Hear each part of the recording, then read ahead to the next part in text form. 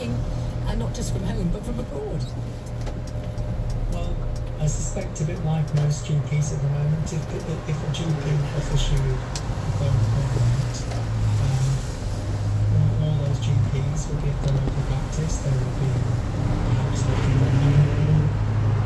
they can access patient data in a secure way.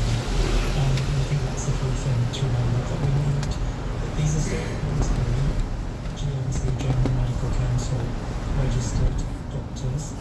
and what we need to do is to ensure that patients, you and I, can access either a phone appointment or face-to-face appointment when we need it, and I think that's the most important But issue. isn't the point, though, that we, the patient, do not know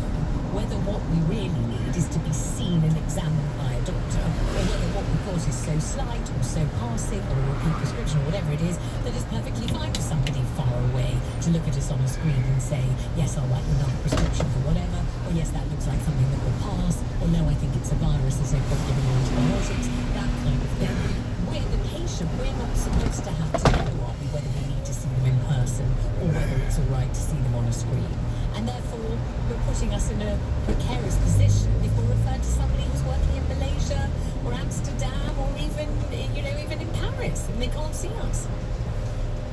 So I think GP triage, what you're describing, is absolutely right. We need to make sure that patients are given the right care at the right time. So once you clarify what your health need is to the local practice, the triage system then allows, normally what happens is